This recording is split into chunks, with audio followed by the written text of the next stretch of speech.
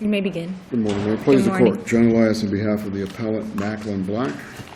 Your Honor, this is an appeal for the final judgment dissolution of marriage entered on 2011. Isn't this the most run-of-the-mill divorce case going, in which the trial judge has made the decisions on the basis of all the evidence, and abuse of discretion is, to say the least, very difficult to establish? Judge, I understand the point because it's a family case and it's all in the trial court discretion, but I believe that if one reads a transcript and the points I pointed out, that there were several items that were overlooked. Please speak up. I'm sorry. There were items that were overlooked.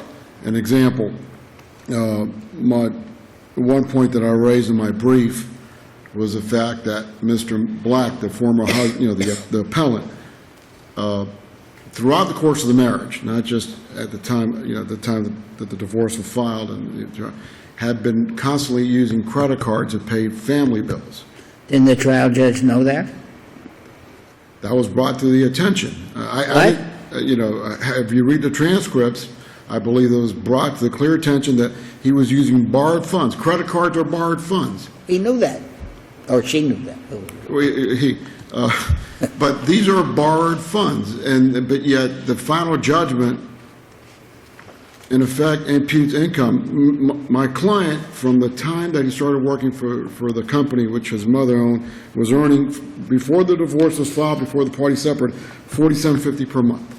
That was his stated salary. He took out advances by way of credit cards or other sorts of payments. But credit cards have to be paid back. But that's not, isn't that a problem for the credit card company? Judge, but you can't consider that income. If I go borrow now $50,000 to run my office, which I have a credit line with a bank, you can't consider that income to me. I got to repay my loan to Bank Atlantic. But counsel, wasn't there a conflict in testimony in that regard, in the sense that the husband never listed those debts as loans? So therefore the judge had before him or her the testimony of the husband that, gee, these were just loans, even though I was running my mother's company. I was he was basically taking this money himself. Right. They could be loans, and he testified that they were loans. On the other hand, I guess if I understand it right, in his financial records, he never listed them as loans. So can't the trial judge weigh that and decide which to credit? Judge, I looked at the financials that he filed. There are credit cards listed there, but they're listed on he used the corporate credit cards, but he has to repay these. But again, these are doesn't loans. he have to list loan? Actually, this is a new area to me. But Right. doesn't the husband have to list loans in his financial statement? I think it would not Or debts? Excuse me. I guess he's got to list debts. Pardon me? Does he have to list his debts in the He does have to list his debts, but if And if I understand it right, I mean, help me. right. He never listed these as debts. Well, he listed debts, but the ones that he used, here's the difference, I think, and I understand where you're going. If he borrowed from the company, if he used a company credit card to pay his school, the children's school, the credit card company has indebted to that. It would be false. I'm sorry, go ahead, Judge. Who owned the company? His mother owned the company. And who ran the company? He ran the company, but these are debts that the company's obligated to repay. Okay, so he bought. Your theory Somebody is is bringing suit? His mother is bringing suit against him? No, I don't believe so. But your theory is he talking borrowed. I'm sorry. Go ahead, Judge. I'm sorry. We're both saying the same thing. Okay, go ahead, Judge. We're both saying the same thing. I'm just going to sit Well, in. we're not saying the If same they thing. misbehave, then I will Right. deal with it. Your theory Judge is. of the go, what are you saying? But your theory is the husband borrowed money from the company. And he testified to that. Yes. That's your theory. Yes. So now, if there's any contrary evidence, the trial judge gets to make the call. Correct. Here, isn't it contrary evidence, the fact that he did not list that money as loans on his financial Judge, he statement? listed I mean, them as- isn't that a conflict in evidence? No. But, counsel, let me just ask sorry. you a question. Yeah. I guess I'm a little confused because in the order that Judge Fernandez signed, it specifically says that the husband charges personal expenses to his card, including the dental work, doctors, kids, karate school, charitable donation, restaurants. He testified that these charges were loans, and then he had to pay MAC back. MAC is the company, correct? It's called Collier, Assisted Living Collier. But, so, that information was in front of the trial court judge. And if your client did not provide all the information required, how did the trial court abuse its discretion in not considering them? Judge, from my reading of the transcripts, the credit card statements were brought in evidence. My whole argument, Your Honor, is that the court said, okay, your imputed income. He has to pay back the credit card, is what you're saying. He has to pay it back. But he used it for his own purposes. He has to pay back for his own purposes. Judge, Go ahead. But you have any other points? Oh, sure. I had that point, and then I had the point of where I believe the lower court undervalued the former wife's, or the appellee's income.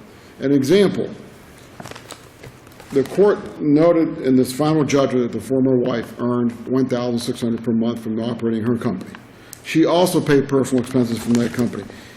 I listed in my appellate brief, and I attached as copies, in 2008 she made over $28,000. In 2009 she made over $49,000. In 2011, for the first 6 months, she testified to earning over $21,000. No expenses were listed. What did the trial judge do wrong? Pardon me?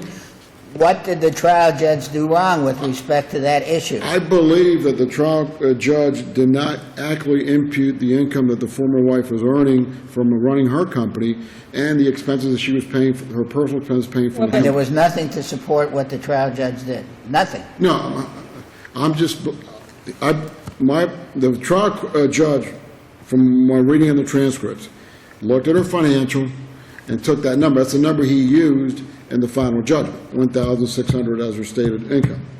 But if you look at her 2008, 2009, 2011 So there earnings was statements- something in the record to support what the trial judge did, correct? Well, the financial affidavit. Okay. But in We the believed record, it. Let me ask you, though, because Judge Fernandez also made a finding that the husband failed to intentionally provide a full financial disclosure. That was a finding, a fact that the trial court made. Judge, from my review of the documents that were filed, and they were filed, in the lower court, he had provided 3 financial affidavits, he had provided bank statements, he had provided credit card statements. But they were not accurate. That's a finding the trial court made, and Yeah. so I'm asking you, in order for us to reverse this, you have to show us something that, that's a finding of fact that the Right. trial court made. But my whole contention was that, and I'm getting back to the former wife's income, the lower court had in front of him, This is not for us. Judge, If Judge Fernandez were here now, which he might well be, that would be without. but Could be a different matter. my whole thing, Judge, it comes down to abuse of discretion of the family. You had him in the wrong place. That's the trouble. It's abuse of discretion, and again, that is a, very, very high burden for Obviously, you to in meet. family and so court. But my whole in point is that. in any case, it's Right, abuse right. of discretion is a difficult Right, standard. but my point is, if the judge has in front of him a 2008, the former wife's 2008 earnings. Is there anything in the record to support what Judge Fernandez did and said? To which point? As to any of it? Well, I believe the report, the marriage was broken. Well, that's No, I'm saying, Judge, the husband had a company, he paid expenses from the company. Yes, I agree with him. He did pay expenses from the company, but his pay stubs evidence loans taken out, and he was paying them back, which was in the record. He was paying them back, and he had to pay the credit card. This is the family company. He could do whatever he wanted with this money. He could make it a loan. He could make it an advancement. He could do. His mother is not going to sue him. It's. But Judge, how do you explain It's the the credit cards? run of the mill, and the judge is sitting there, and he asks questions all through the case. He makes a very Okay, Judge. you know the rest of it. Okay, I understand, I know fully. Well, then why are we here, Judge, Mr. but here's the point. Counsel, in the last analysis, why are we here? Judge, here's the problem. We believe that the amounts ordered by, Well, that's not enough. That's not a basis. You believe that. Well, I believe that you believe that you should have had a better result. Well- That is not the basis for an appeal, sir. well, the incomes do not support Okay, what my client has to pay in alimony. okay, thank you. That's our position. Mr. Elias, you have some time left for rebuttal if you'd like to Okay, use it. 2 minutes? Would I Yes. have 2 minutes? Yes, 2 minutes. Mr. Pines? Good morning, Your Honor. May it please the court? I mean, I just heard the arguments from the three of you. If you have any questions, I'll be more than happy to respond to it. Based on what you heard from the appellant, really, there's no reason to be here. You would like to rest on your briefs, correct? Yes, Your Honor. Thank you. Thank you. Mr. Elias, you can say one more minute if you'd like. You can reply to that superb argument that was just made again. Pardon me, Judge? You can reply to that great argument that your opponent just made. Judge, no, I haven't no reply.